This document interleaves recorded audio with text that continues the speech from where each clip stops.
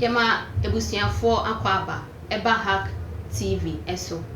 ye apomuden dwumedi a ya hyehye ne sonko kwan so kra ene ye beka se eye maiden edition ye sama ahwefo nyina enso happy new year na ye kan ye ho se afia yesimu de ye pese ya pomuden esipi na esita enunti ene ya hyehye apomuden dwumedi sonko kwan so kra enunti ene ye maiden edition a ye de ebre ahwefo mesro so what start so wo hwe ya enko ba bia bo modern na hwe dwumadie na enkosi awieye na ebekọ awieye no ubenya ochefa menso a me ya adusuin anase me di dwumadie ni mu menso menya me chefa ewo mu eno nti midin a wo de be frɛ me a mejeso eye na najoa esanu adonko me na me be di dwumadie anim kakra bi sima kakra bi a eda ye nim na mesro wo se wo hwe no nso no enyaye kwa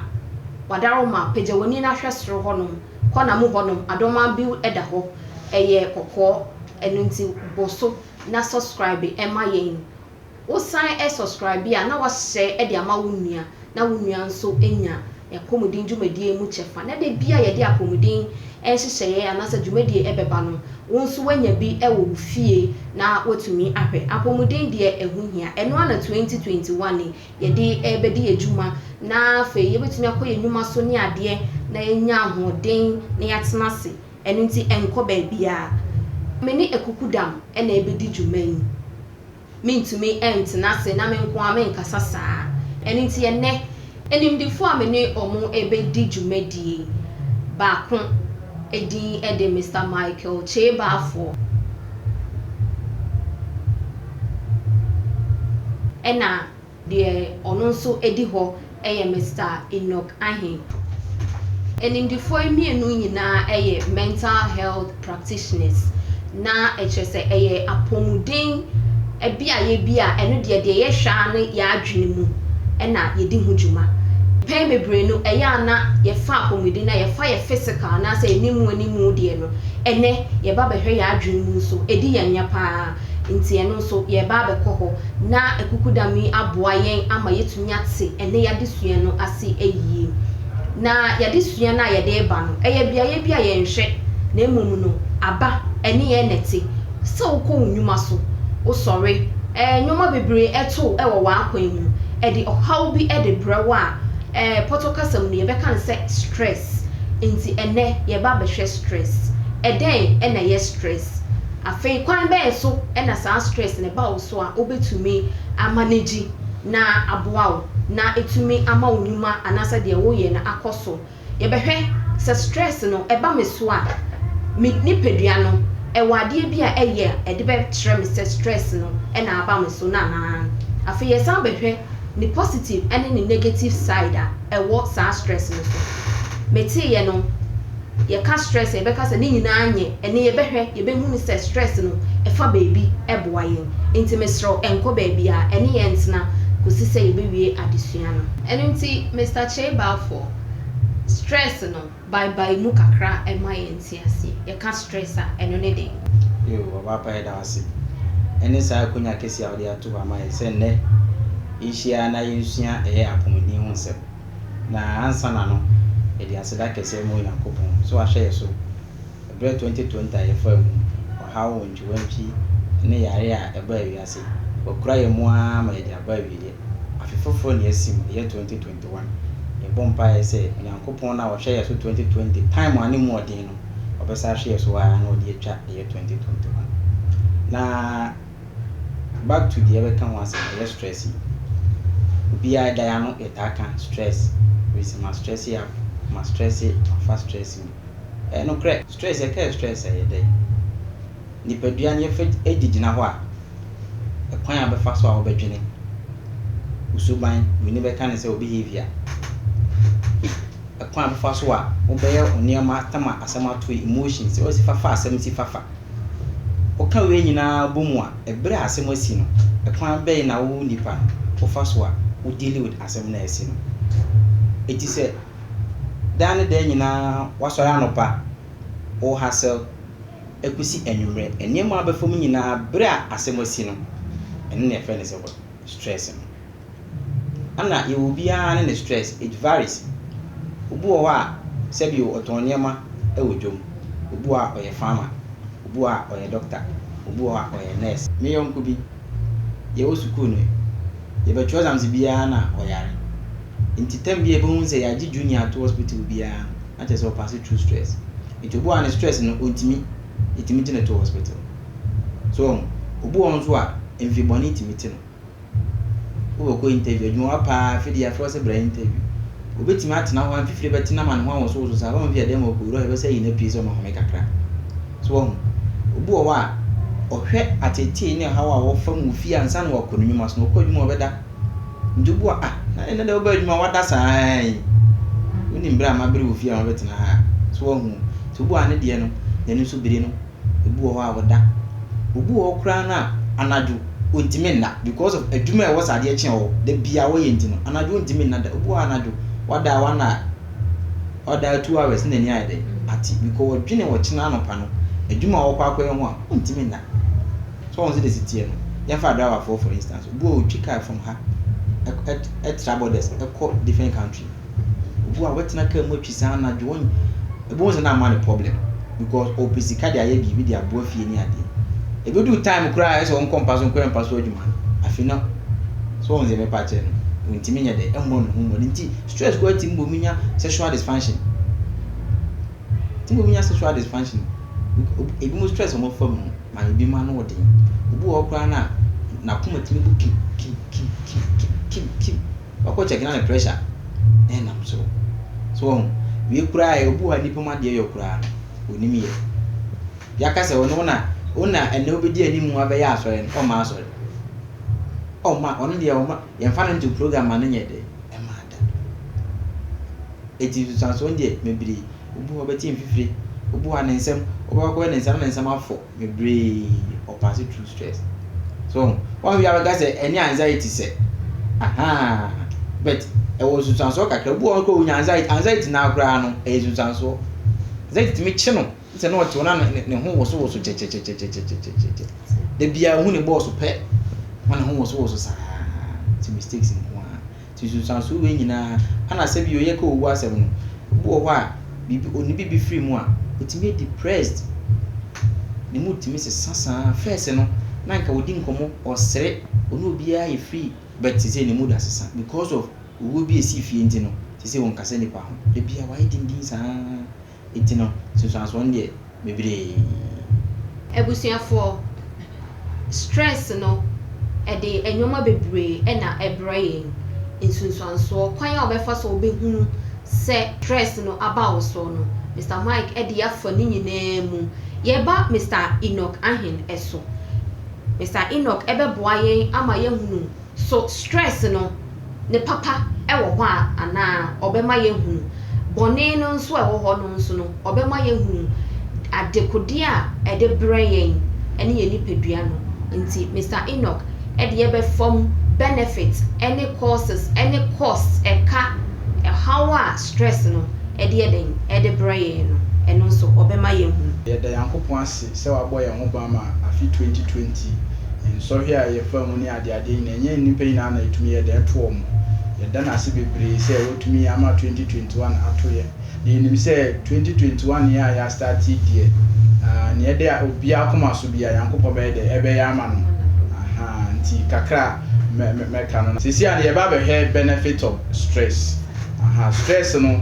ye breeding kan ka se nye ni hina na ye de eye boni ebi ye wo ebi a eboa nipadua no ye wo bit say stress ye free be say moderate stress but what you say co moderate level na eno no eboa nimpa no ma oda ne ho so ye fan say ebi a wo school what say ochina mo ba be ye quiz bi ebi a make say wo so we the type na ali se hu timetable ansa na wa de wo sua de nti sana enam sa wate BBC no uye ebe hihyew nti sana ma wo da ho so prepare mbaje wate ase hu say there is an impending danger bi nti ese wo ye de wo prepare nti eno ni say no we hu say be de ebe boa na say stress no so say bana wontumi engina no ye na say ko ekire na eno so ede nsunsan so bebre de eba e obi say eba ne sana enche kra na ore fi ade say asem esi kakra bi every be short memory asem esi kakra bi e bi say okra wonkai e ba de say se na wusi kasa kra no emfa no kwan so se na wusi ye de edwin emfa no kwan so bibi kitikiti bi hu say nimpa we kra no asem to na enka ono atumi ye de handle situation no atumi ye we but enam say why stress up no wa okọ saati bi enum ti sisi akra se na wusi dwene ne se na okasa no ensisi so mbato ya ti ase ahanti benefit of stress no eno ni ametumi aka ewo ho no ba sisi an pese wo hu se stress no enye ni hina na eye bone enye ni hina so na eye papa mbato ya ti ase stress ya ye ka won ase me betumi ama obi nya adwene yare bi ti se obetumi amoto depression obi wo ma hu se obi e friend panic attack ni yemi ta hyehyehye no pa but what you say say bana so want to me ensia no ntama na say ko ekiri na etumi di adwunu yare bebre e de ba nipadia no so dia wachire mu die na che say stress no bone no etumi edi nsunsuanso bebre ti say dia wabobo so ni ade e de ba ene bibi wo ho no ma ye be kwan bi wo ho a ye be fa so a ye de be kra ye ho abra stress no aba yes so nana ye be kan say management kwan be na ye be fa so ye be manage stress no na anko wie ye sa yarwa hodo na wo bobo so no kwan be fa so esi stress ano de dosu but mebobo be miensa na for bi eso ye wo bit say your friend say regular exercise say wo ye exercise wo sorry a wo say wo ye bibia e be kinya on but what you say e bia wo sorry no kra no e bia anapa na wo ne wo yire enya wontwu bi kra na me sure say wo di ebufu be kwa koye exercise sa time na wo ye exercise ni o be wo say wo sere me hu so bia ye exercise wo mu na but what you say nti wo ye exercise na eno so ma moja na wo mu ni di afro san yi but what you say ye free ni be ka say it enhances good blood circulation afi so say wo say wo ye ni power adopt a good eating habit say wo hwe we didi emu yi but what you say so bi wo was stress man na afi na okonum okodi aduane bia e contain caffeine eba sa na anytime it keeps you awake wanga san we manka when you be adama wo stress so ayede active nti say wo hwe bibisa say wo stress ma ndiane say we did the same ni ade say wo hwe so ye say wo di fruit bebre enye say wo kototo ndiane a contain caffeine ade but what I say so I friend relaxation technique say bi obi a show bibi ma na bro so wo say wo nyanka ni pe obetam bibi kra ayede abon betumi unyanko be pra no be gene life every ni sem wo wiasim en say wo show mo so na wo taking the breath na we release wo ye be sa miensa fo bi obe mu say why you okay but what I say na afisi obi say wo hwe wo nda sem ye wo say wo manage stress a wo ankasa no e bia wo ye the type anapakosi enyumbre no wo be busy sa afi na waba if you now better so afi na wo online Facebook but what I say na wo yesi wo Twitter na wo yesi eba na sa na mboa wo ha nimpadua no eba na sa na immune system na eba ma wako etia sa nneema no kofum but what I say anti the more na wo da no so na immune system no so enya ahoden a de be ye adwuma afi no so niam de be ka won say stress no so wan bomode no ensia no ntema afi no na nimpa no akofa tibia foforo bi abeka no suban no ene say obi o ma ne stress no ekosoro sa na aba ne say onum ndrubone but you ati ase hu say onum nsa no ana say wi na ebe mo aye okay won so mo num sa ndubone ne ade na ya won so mo kan say oh menum wi na ma me focus menum wi na me dezi me ni obi a ne asem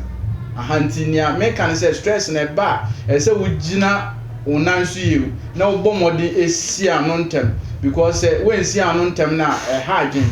afezo we the type who say we busy anytime you nya time kan fa ma wabusua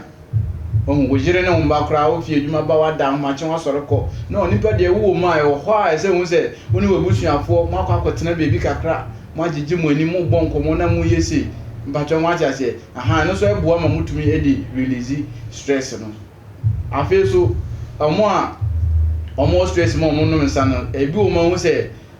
okɔ stress mu na ihwehwemu kyerɛ se sɛnea o body no e process alcohol no different. Enti eba no sana nipa no no nsa na effect na say nipadua ni nya no onya biem. Enti na say oye ne say onnom nsa no bebre ansa na nia nipadua no hwehwe no ne nsa aka. Enti say stress no wantumi anso ano ntem na de how bebre de ba wabra boso. Yeda so a ewo ye dwumadi ya pomuden dwumadi no ene ye kan say ye hwe stress. A made in edition for cry a day abeka Hack TV dwumadie no ehun na yet was no meko mesa ko me panelists no hono so mo bibia ompese mo de ka bebre ya yesua hu a omo de ebebre na ye de abo adesua no tofa ye ko Mr. Michael so but so bibi wo hono ma opese o de ka de ya kan nyina ehu ana yo mesa da sibiem stress dia kasi ye kan inyan kan wi na kakra meka e dia kire eye etiefo ni ahwefo ni se obia se de obia to scale so a obia ne baby a ne stress level no be kwa kwede obia specify na asem won se de sitie eti mesre se asem bi odada asetinam asem bi etowa try so be manage e ma stress no emfa o mebri try so be de be manage na fi kakra ambese mesanso de twato ene se bese eye mpanifo kakra o mutie sa dwumadi o musua de wi o so anopa minia enox ye enye exercise fane se wo de untimi nko gym ene ade nko exercise ro mpa bo ne fa na sisifo nante kakra be ti se 10 to 15 minutes twitwimu so on se de waso anopa no twum tutu nsa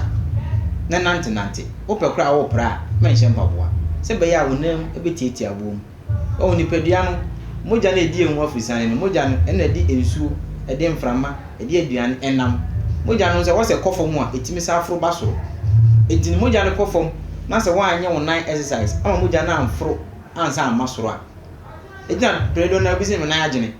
se wo tena odin a na abagene e wo se moja na e wo efom no etimi fro ye de e baso edi wo je wo nya exercise bia wo so anopa ye de titi afom twitwum tutu nsa bet is 5 to 10 minutes ebe boa amoja na ede afisane eno nso boa e manage stress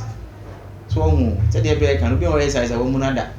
o kotu bo so ebi kura kotu anwa kafa wonti men sori o besere ana wo be besere wo unu ya besere ma misisi nye ni nyina se esere ye so ohu na sere ya ede abawani ti kakra mo se me de ede e kan ho okay eso me pa kakra nto aso ni amede beto aso ne se bibiri na ye de ano my stressor but ade say fan serious pa because bibiri na enim say stress ye normal way ya say nipa say face ni dada brabo fine e kan ho de say ye hu bibi say papa ni boni a stress ye de edema but me pese ahwefo ina ati ase say stress ti say na me bra kan e ba na se we nsi anu ntema e di adwene how bibiri na edeba stress it to me e cause mental illness but you ati ase nti ene ne say bana eni kwan say woman ni move from one stage to the other ntampa na wa hwehwe solution bi na why dey we sia no say na ebe ya enkofa adwene how bibiri en dey enfamba because bibiri na me say nya ade betumi di adwene yare ya dey aba nti ene ne kakra so mbese me ka to aso Mr. Ahin and sembi sabe bibiri e koso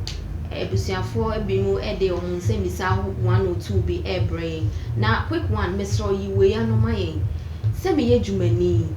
na me komi nyuma so ne ade ma bafie me anu se my stress that kwan ben so e na mefa so a metumi ede a release me stress no na enkowie bone te se de o kirem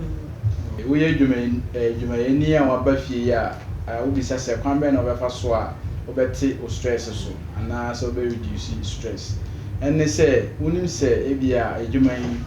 wokɔ 6 to 6 wokɔ adwuma 6 to 6 nti 6 no waba fie no ɛden a woni ebusuafoɔ benya nkitaho di kakra bi but ɛsɛ wo ma wonda so ehia wo paa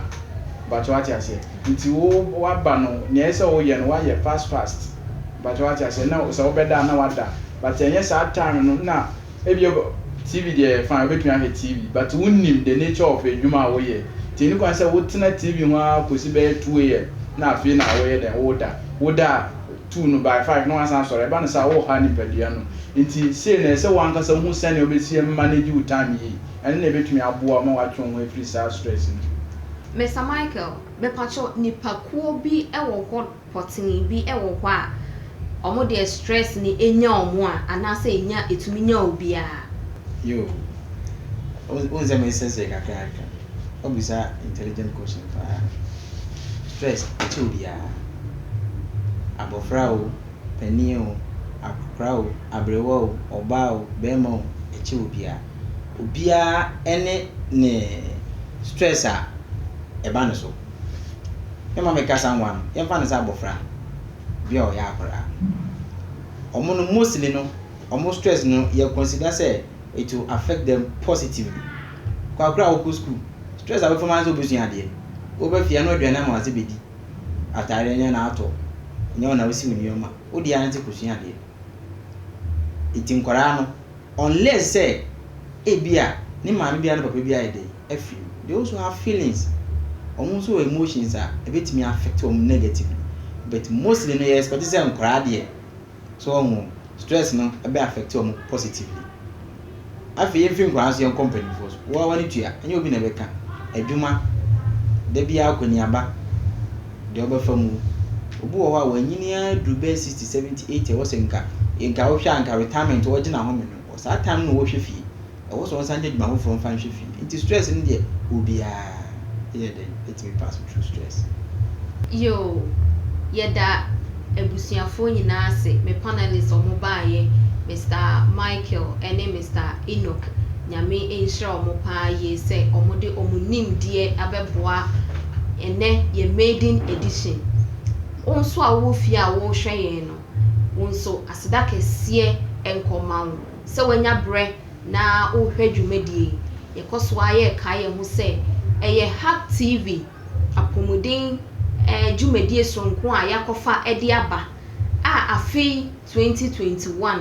ye wo enidaso ewo hu se ebeboa na aba ye fie ye mountain so adwumam na boa ye na yetumi ako enyarewa hodo a enipedua no ye namu a ede ebre ye no eni nti hwe yanim ewo bre ya afi a yesimu ni bread ye nimu ye beba wo fie ede apomuden enhyehyɛ dwumadie sonko kwan so kra ede abrew na ansa na ubenya saade mu chefa de biara da no mesrew subscribe adoma na eda soro ho no kokko no mesrew boso na subscribe oboso a eni ne besesa kala ne besesa na wahu se wa subscribe afi wo subscribe a mesrew share ema wo nua wadanfo ufie WhatsApp ni adefo nyina enya bi se ne be ya ye twa dwumadie ya obia ebenya mu chefa nyame enhira wo se ohwe yen yesro enkosi se ebesan aba wakwan mu biem ede apomudin dwumadie bebro no hwe wo si ye na afi no ye nkyerɛkyerɛ ni ade nyina no yesro ma wadi so na aboa ama watena se na dani de nyina nso watumi ahweye na wa benefit